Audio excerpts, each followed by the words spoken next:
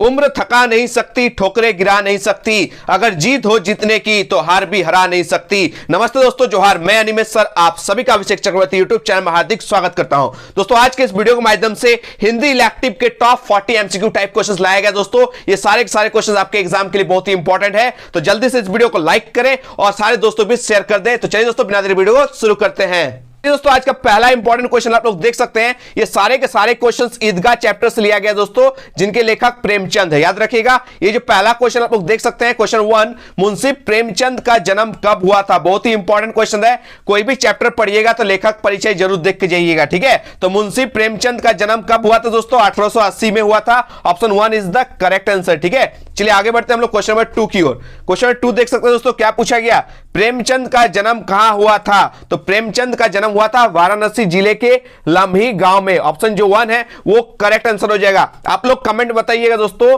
बलिया नगरा गांव में किनका जन्म हुआ था, होशंगाबाद के जमानी गांव में किस लेखक का जन्म हुआ था, ये आप लोग कमेंट बताइएगा, ठीक है। प्रेमचंद का जन्म हुआ था वाराणसी के लम्ही गांव में, याद रखिए, ठीक है। चलिए आगे बढ़ते हैं हम लोग क्वेश्चन नंबर 3 की ओर। क्वेश्चन 3 देख सकते हैं दोस्तों, क्या पूछा गया, प्रेमचंद का मूल नाम क्या था। बहुत ही इंपॉर्टेंट क्वेश्चन है, जैक की तरफ से 2020 में भी पूछा गया है, जैक की तरफ से 2022 में भी पूछा गया और आप लोगों का भी पूछा जाएगा, ठीक है। तो प्रेमचंद का मूल नाम पूछे या वास्तविक नाम पूछे तो क्या था दोस्तों, धनपत राय श्रीवास्तव। ऑप्शन जो 1 है वो करेक्ट आंसर हो जाएगा। चलिए आगे बढ़ते हैं हम लोग क्वेश्चन नंबर 4 की ओर। क्वेश्चन नंबर 4 देख सकते हैं दोस्तों, क्या पूछा गया, प्रेमचंद उर्दू में किस नाम से लिखते थे। याद रखिए दोस्तों, प्रेमचंद अपना जिंदगी में साहित्य लिखना स्टार्ट किया था उर्दू में, याद रखिएगा, हिंदी में नहीं, पहला स्टार्ट किया था उर्दू में, ठीक है। और उर्दू में किस नाम से लिखते थे तो याद रखिए दोस्तों, नवाब राय के नाम से। ऑप्शन जो 2 है वो करेक्ट आंसर हो जाएगा। प्रेमचंद उर्दू में किस नाम से लिखते थे, नवाब राय के नाम से लिखते थे, याद रखिएगा, ठीक है। चलिए आगे बढ़ेंगे हम लोग क्वेश्चन नंबर 5 की ओर। बहुत ही इंपॉर्टेंट क्वेश्चन दोस्तों, प्रेमचंद की सभी कहानियां किस पुस्तक में संग्रहित है। तो याद रखिए दोस्तों, प्रेमचंद की सभी कहानियां मानसरोवर नामक संग्रह में संग्रहित है और यह संग्रह 8 भागों में प्रकाशित है, याद रखिएगा, ठीक है। कितने भागों में बांटा गया दोस्तों, 8 भागों में। तो इसका करेक्ट आंसर हो जाएगा ऑप्शन 4, ठीक है। चलिए आगे बढ़ते हैं हम लोग क्वेश्चन नंबर 6 की ओर। बहुत ही इंपॉर्टेंट क्वेश्चन दोस्तों, देख कर जाइएगा, ठीक है।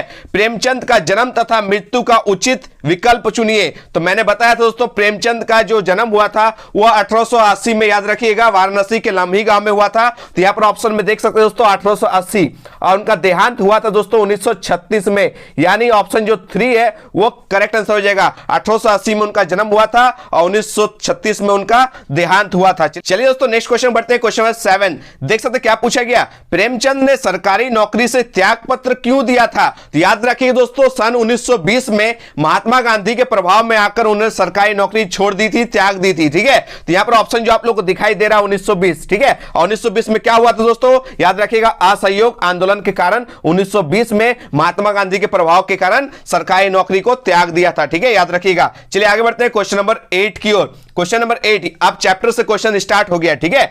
ईद किस समुदाय का त्योहार है। तो याद रखिएगा दोस्तों, ईद जो है वो मुस्लिम समुदाय का प्रमुख त्योहार है। ऑप्शन जो 4 है वो करेक्ट आंसर हो जाएगा। चलिए आगे बढ़ते हैं हम लोग क्वेश्चन नंबर 9 की ओर। क्वेश्चन नंबर 9 में क्या पूछा गया, ईदगाह किस विधा की रचना है। देखिए चैप्टर को देखकर जाना है और वो किस विधा की रचना है इसको भी देखकर आप लोग को जाना है, ठीक है। तो ईदगाह कैसा है दोस्तों, ईदगाह एक कहानी है, याद रखिएगा, ठीक है। ऑप्शन जो 3 है वो करेक्ट आंसर हो जाएगा। चलिए आगे बढ़ेंगे हम लोग क्वेश्चन नंबर 10 की ओर। क्वेश्चन नंबर 10 देख सकते हैं दोस्तों, क्या पूछा गया कि रमजान के कितने दिनों बाद या कितने रोजों के बाद ईद का प्रमुख त्योहार आता है। याद रखिएगा, यानी ईद के याद रखिएगा कि रमजान के कितने दिनों बाद आता है, याद रखिएगा 30 रोजों के बाद। कितने रोजों के बाद आता है, 30 रोजों के बाद। ऑप्शन जो 3 है वो करेक्ट आंसर हो जाएगा। चलिए आगे बढ़ते हैं हम लोग क्वेश्चन नंबर 11 की ओर। क्वेश्चन नंबर 11 में क्या पूछा गया, गांव के सभी लोग कहानी के आरंभ में कहां जाने की तैयारी कर रहे हैं। तो याद रखिएगा ऑप्शन 2 ईदगाह जाने की तैयारी कर रहे हैं, ठीक है। चलिए आगे बढ़ेंगे हम लोग क्वेश्चन नंबर 12 की ओर। क्या पूछा गया, बहुत ही इंपॉर्टेंट, देखिएगा, जितना भी त्योहार है उतना याद रखिएगा दोस्तों मिठाई मिलता है, ठीक है। तो प्रमुख त्योहार में खुशी मनाने के लिए मिठाई तो एकदम बांटा जाता है। ईद के दिन प्रमुख मिठाई के रूप में क्या बनाया जाता है। तो याद रखिएगा सेवैया बनाया जाता है। ऑप्शन जो 1 है वो करेक्ट आंसर हो जाएगा, ठीक है। चलिए आगे बढ़ेंगे, कितने बच्चों को सेवैया पसंद है आप लोग कमेंट में जरूर बताइएगा, ठीक है। चलिए आगे बढ़ते हैं हम लोग क्वेश्चन नंबर 13 की ओर। ईदगाह में किस महत्वपूर्ण त्योहार को आधार बनाकर ग्रामीण मुस्लिम जीवन का सुंदर चित्र प्रस्तुत किया गया है। तो इसमें करेक्ट आंसर क्या हो जाएगा दोस्तों? इसका करेक्ट आंसर हो जाएगा ईद। याद रखिएगा, ईद जो है वो प्रमुख त्योहार है, महत्वपूर्ण त्योहार है, इससे रिलेटेड ये स्टोरी बनाया गया। ठीक है, चलिए आगे बढ़ते हैं हम लोग क्वेश्चन नंबर 14 की ओर। क्या पूछा गया? ईदगाह कहानी के लेखक कौन है? देखिए, कोई भी कहानी हो, कोई भी कविता हो, ठीक है, कवि का नाम करके जाना है, लेखक का नाम करके जाना है। ठीक है, तो ईदगाह कहानी के लेखक कौन है? प्रेमचंद है। ऑप्शन जो 1 है वो करेक्ट आंसर हो जाएगा। ठीक है, चलिए आगे बढ़ते हैं हम लोग क्वेश्चन नंबर 15 की ओर। क्वेश्चन नंबर 15 क्या है देख सकते हैं दोस्तों? हामिद किस कहानी का केंद्रीय पात्र है? तो याद रखिएगा, मैन कैरेक्टर जो है हामिद, वो किस कहानी का केंद्रीय पात्र है? वो है ईदगाह कहानी के। ऑप्शन जो 1 है वो करेक्ट आंसर हो जाएगा। ठीक है, चलिए आगे बढ़ते हैं हम लोग क्वेश्चन नंबर 16 की ओर। क्वेश्चन 16 में क्या पूछा गया? हामिद की उम्र लगभग कितनी बताई गई है? इस स्टोरी में हामिद की उम्र कितनी बताई गई दोस्तों? 4-5 साल का लड़का बताया गया है, यानी ऑप्शन जो 2 है वो करेक्ट आंसर हो जाएगा। चलिए आगे बढ़ते हैं हम लोग क्वेश्चन नंबर 17 की ओर। क्वेश्चन नंबर 17 में क्या है दोस्तों? देख सकते हैं, ईदगाह कहानी के जो पात्र है हामिद, उनके पिता का नाम क्या था? तो उनके पिता का नाम, हामिद का पिता का नाम था आबिद। याद रख जाइएगा, हामिद आबिद थोड़ा मिलता जुलता है, तो याद कीजिएगा ऑप्शन जो 1 है वो करेक्ट आंसर हो जाएगा। हामिद के पिताजी का नाम क्या था दोस्तों? आबिद था। ठीक है, चलिए आगे बढ़ते हैं हम लोग क्वेश्चन नंबर 18 की ओर। क्वेश्चन नंबर 18 में क्या पूछा गया? हामिद के पिता की मौत किस बीमारी से हुई थी? ठीक है, हामिद के पिता की मौत किस बीमारी से हुई थी दोस्तों? हैजे के कारण उनका देहांत हो गया था। ऑप्शन जो 3 है वो करेक्ट आंसर हो जाएगा। चलिए आगे बढ़ेंगे हम लोग क्वेश्चन नंबर 19। उसी को घुमा के पूछा गया दोस्तों कि हामिद के पिता गत वर्ष किसकी भेंट हो गए? तो हामिद के पिता किसके कारण दोस्तों? याद रखिएगा, हैजे के कारण। ठीक है, चलिए आगे बढ़ते हैं हम लोग क्वेश्चन नंबर 20 की ओर। क्वेश्चन नंबर 20 में क्या पूछा गया? हामिद का इस संसार में अब कौन सहारा रह गया था? तो उनका एकमात्र सहारा था उनकी दादी अमीना। ठीक है, दादी का नाम क्या था दोस्तों? अमीना था। यह भी क्वेश्चन पूछा जाता है। चलिए आगे बढ़ेंगे हम लोग क्वेश्चन नंबर 21 की ओर। मां बाप मर जाने के कारण हामिद की परवरिश कौन करता है? देखिए, हामिद का जो है मम्मी पापा उन दोनों का देहांत हो चुका है, तो उनका परवरिश कौन करता है? उनका एकमात्र सहारा कौन? दादी अमीना। ऑप्शन जो 3 है वो करेक्ट आंसर हो जाएगा। चलिए आगे बढ़ते हैं हम लोग क्वेश्चन नंबर 22 की ओर। हामिद कहां जाने के लिए प्रसन्न मतलब खुशी था? ठीक है, बहुत ज्यादा हैप्पी था। कहां जाने के लिए दोस्तों? याद रखिएगा, हम लोग भी छोटा में कहां जाने के लिए बहुत ही खुशी रहते थे? मेला जाने ना, तो ईदगाह मेला है दोस्तों। याद रखिएगा, ऑप्शन जो 1 है वो करेक्ट आंसर हो जाएगा। ठीक है, चलिए आगे बढ़ते हैं हम लोग क्वेश्चन नंबर 23 की ओर। त्योहार के दिन अमीना के चिंता का प्रमुख कारण क्या था दोस्तों? तो याद रखिएगा, त्योहार उनके लिए अच्छा लगता है जिनका घर में पैसा होता है। ठीक है, क्योंकि त्योहार में खुशी मनाने के लिए पैसों की जरूरत तो होती ही है ना। देखिए, तो घर में पैसा नहीं था, इसलिए वो चिंता का विषय था। किनका? याद रखिएगा, अमीना का। तो ये करेक्ट आंसर हो जाएगा ऑप्शन 4, घर में पैसों का ना होना। ठीक है, चलिए आगे बढ़ते हैं हम लोग क्वेश्चन नंबर 24 की ओर। अमीना हामिद को ईदगाह क्यों नहीं जाने देना चाह रही थी? तो क्यों दोस्तों? क्योंकि ये सारे के सारे ऑप्शन सही है। क्योंकि हामिद छोटा था, सही बात है, 4-5 साल का लड़का है, उसको अकेले कैसे छोड़ सकती है? दूसरा, हामिद का अमीना के अलावा और कोई नहीं था, सही बात है, क्योंकि हामिद का मम्मी पापा इस दुनिया में नहीं है, एकमात्र सहारा वही है। ऑप्शन जो 3 है, हामिद के देख रेख की चिंता भी थी, यानी ऑप्शन जो 4 है वो करेक्ट आंसर हो जाएगा, उपरोक्त सभी। चलिए आगे बढ़ते हैं हम लोग क्वेश्चन नंबर 25 की ओर। क्या पूछा गया? हामिद का रास्ता, सॉरी, ईदगाह का रास्ता कितना दूर था? ईदगाह जो है उसका रास्ता कितना दूर था दोस्तों? तो 3 कोस। ऑप्शन जो 4 है वो करेक्ट आंसर हो जाएगा, 3 कोस। ठीक है, चलिए आगे बढ़ते हैं हम लोग क्वेश्चन नंबर 26 की ओर। 26 में क्या पूछा गया दोस्तों?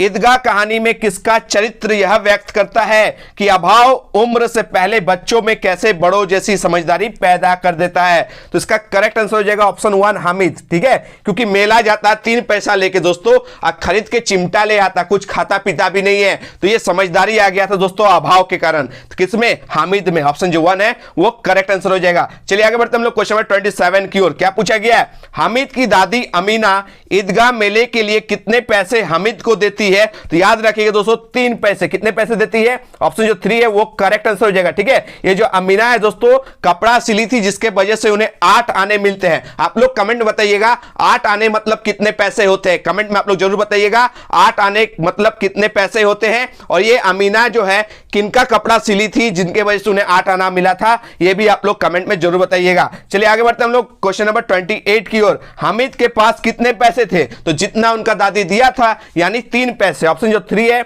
वो करेक्ट आंसर हो जाएगा। चलिए आगे बढ़ते हैं हम लोग क्वेश्चन नंबर 29 की ओर। मोहसिन के पास कितने पैसे थे? तो याद रखिएगा, बहुत ही इंपॉर्टेंट क्वेश्चन है। मोहसिन के पास कितने पैसे थे दोस्तों? 5 गुना ज्यादा, यानी 3 पैसा हामिद के पास, मोहसिन के पास 15 पैसे। ठीक है, देख सकते हैं इनके पास कितना पैसा था। चलिए आगे बढ़ते हैं हम लोग क्वेश्चन नंबर 30 की ओर। महमूद के पास कितने पैसे थे? तो महमूद के पास 12 पैसे थे, याद रखिएगा। कितने पैसे थे? 12 पैसे। हामिद के पास 3 पैसे, मोहसिन के पास 15 पैसे और महमूद के पास 12 पैसे थे, याद कीजिएगा। ठीक है, चलिए आगे बढ़ते हैं हम लोग क्वेश्चन नंबर 31 की ओर। हामिद ने मेले से क्या खरीदा? तो हामिद ने मेले से क्या खरीदा? तो दोस्तों एक चिमटा खरीदा था, याद रखिएगा। ऑप्शन जो 2 है वो करेक्ट आंसर हो जाए, क्योंकि उनका दादी का रोटी बनाते टाइम हाथ जल जाता था, इस वजह से वो एक चिमटा खरीदा था। ठीक है, सब जो है दोस्तों मिठाई खा रहा था, लेकिन हामिद नहीं, वो लास्ट में लोहे की दुकान में रुकता है और एक चिमटा खरीदता है, याद रखिएगा। ठीक है, चलिए आगे जो क्वेश्चन है क्वेश्चन नंबर 32 में कि महमूद ने मेले से क्या खरीदा? तो महमूद ने मेले से क्या खरीदा? दोस्तों एक सिपाही खरीदा था, याद रखिएगा। ठीक है, क्या खरीदा था दोस्तों? सिपाही। हामिद चिमटा, महमूद सिपाही खरीदा था, इसको क्लियर कर लीजिएगा। चलिए नेक्स्ट क्वेश्चन बढ़ते हैं, क्वेश्चन 33। मोहसिन ने मेले से क्या खरीदा था? तो मोहसिन एक भिस्ती खरीदा था, ऑप्शन जो 3 है वो करेक्ट आंसर हो जाएगा। इससे सारे डाउट्स क्लियर कर लीजिएगा कि इनका पास कितना पैसा था और कौन कौन मेला में क्या क्या खरीदा था, ये भी आप लोग देख के जाइएगा। चलिए आगे बढ़ते हैं हम लोग क्वेश्चन 34 की ओर। क्या पूछा गया कि दुकानदार ने चिमटे का दाम कितना बताया था? अगर आप लोग मेला जाइएगा ना, जो दाम है दोस्तों वो डबल करके बताया जाता है। तो याद रखिएगा 3 पैसे था, तो दुकानदार कितना पैसा बताया था दोस्तों? याद रखिएगा चिमटा का दाम बताया था 6 पैसा। कितना बताया था दोस्तों? ऑप्शन जो 4 है वो करेक्ट आंसर हो जाएगा। ठीक है, चलिए आगे बढ़ते हैं हम लोग क्वेश्चन 35 की ओर। हामिद ने चिमटा कितने पैसों में खरीदा था? तो याद रखिएगा दुकानदार 6 पैसा बताया था और ये कम कर करके 50% डिस्काउंट कर देता है और 3 पैसे देता है। कितना पैसा देता है दोस्तों? याद रखिएगा ऑप्शन जो 1 है वो करेक्ट आंसर हो जाएगा। बेचारा को दादी दी थी कितना? 3 पैसा दिया था, वो चिमटा खरीदने में ही वो इन्वेस्ट कर देता है। बेचारा कुछ भी खाता पीता हुआ नहीं है। ठीक है, देखिए एक 4-5 साल का लड़का है जो अपने दादी के बारे में कितना सोचता है। ठीक है, यानी दादी से कितना लगाव है, दादी से कितना प्रेम है, उनका हाथ जल जाता है, इस वजह से वो 3 पैसा का चिमटा खरीदता है। बहुत ही टचेबल स्टोरी है दोस्तों, एकदम हार्ट टचिंग स्टोरी है। ठीक है, चलिए आगे बढ़ते हैं दोस्तों क्वेश्चन 36 की ओर। हामिद ने चिमटा को क्या कहकर संबोधित किया? तो याद रखिए दोस्तों इसका नाम मिला रुस्तमे हिंद, याद रखिएगा। ठीक है, आग में कूद सकता है, कुछ भी नहीं होने वाला। ये जो चिमटा है बहुत काम का चीज है। ठीक है, रुस्तमे हिंद नाम दिया। ठीक है, किस चीज का नाम दिया गया दोस्तों? रुस्तमे हिंद का। ठीक है, चलिए आगे बढ़ते हैं दोस्तों। हामिद ने चिमटा किसके लिए खरीदा था? तो अपने दादी के लिए। तो इसका करेक्ट आंसर हो जाएगा अपनी दादी अमीना के लिए, ऑप्शन जो 3 है वो करेक्ट हो जाएगा। चलिए आगे बढ़ते हैं हम लोग क्वेश्चन 38 की ओर। अंत तक किसका खिलौना सही सलामत रहता है? तो ये तो लोहा का चिमटा होता है दोस्तों, ये सलामत रहता है, यानी इसका करेक्ट आंसर हो जाएगा हामिद का चिमटा, ऑप्शन जो 4 है वो करेक्ट आंसर हो जाएगा। चलिए आगे बढ़ते हैं हम लोग क्वेश्चन नंबर 39 की ओर। बूढ़ी क्या लिखा गया? बुढ़िया अमीना बालिका अमीना क्यों बन गई थी? तो इसका करेक्ट आंसर हो जाएगा ऑप्शन 2। क्या हो जाएगा? Option 2 is the correct answer. Hamid ने क्या लिखा है? हामिद ने बड़प्पन का कार्य किया था, इसके वजह से बुढ़िया अमीना क्या बन गई? बालिका अमीना बन गई थी। चलिए आज का लास्ट और अंतिम क्वेश्चन देख सकते हैं, क्वेश्चन नंबर 40। क्या पूछा गया? जिन्नात को रुपयों की क्या कमी, जिस खजाने से चाहे चले जाए। ठीक है, ईदगाह कहानी में यह वाक्य किसने कहा था? ये जो वाक्य है दोस्तों, ये जो स्टेटमेंट है ये मोहसिन का, ऑप्शन जो 2 है वो करेक्ट आंसर हो जाएगा। ये था दोस्तों इस ईदगाह चैप्टर के टॉप 40 एमसीक्यू टाइप क्वेश्चंस। आप लोग कमेंट बताइएगा ये सारे क्वेश्चंस आप लोग जानते थे कि नहीं जानते थे, यानी इन 40 क्वेश्चंस में आप लोग कितना क्वेश्चन जानते थे ये भी कमेंट बताइएगा। ये वीडियो आप लोग के लिए लाभदायक साबित हुई कि नहीं ये भी आप लोग कमेंट बताइएगा। आगे के चैप्टर्स चाहते कि नहीं ये भी बताइएगा, और आप लोग का क्या क्या डिमांड है, किस किस चैप्टर पे आप लोग वीडियोस चाहते हैं, आप लोग जरूर से जरूर कमेंट बताइएगा। थोड़ा सा भी दोस्तों ये वीडियो अगर आप लोगों के लिए हेल्पफुल साबित हुआ तो प्लीज इस वीडियो को लाइक कीजिए और सारे दोस्तों को भी शेयर कर दे। ठीक है, इतना काम आप लोग कर दीजिए दोस्तों। आप लोगों के लिए दिन रात एक करने के लिए एनिमेट सर तैयार है दोस्तों, टेंशन मत लीजिए। आप लोग एकदम एग्जाम में फोड़ के आइएगा, ये मेरा वादा है दोस्तों। ठीक है, तब तक मिलते हैं दोस्तों एक नए वीडियो में। धन्यवाद, जय हिंद, वंदे मातरम।